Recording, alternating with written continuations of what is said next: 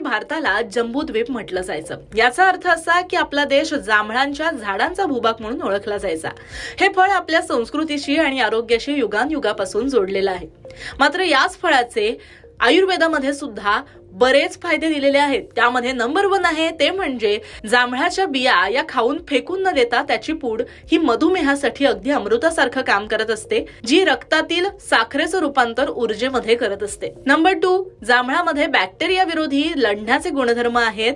जांभूळ घालल्यानं किंवा त्याच्या पानांचा काढा करून गुळण्या केल्यानं हिरड्यातून येणारं रक्त किंवा तोंडाची दुर्गंधी ही सुद्धा समस्या दूर होते आणि दातांना सुद्धा मजबूती मिळते। नंबर 3, ज्यांना अॅनिमियाचा त्रास आहे, रक्ताची कमतरता आहे, त्यांनी जांभूळ आवर्जून खावं, कारण यामध्ये लोह आणि व्हिटॅमिन सी भरपूर प्रमाणात असतं, ज्यामुळे शरीरातील हिमोग्लोबिनची पातळी वेगानं वाढते। नंबर 4, जांभूळ हे यकृतासाठी अत्यंत गुणकारी मानलं जातं। हे फळ शरीरातील विषारी घटक बाहेर टाकून देतं आणि ज्यांना अपचन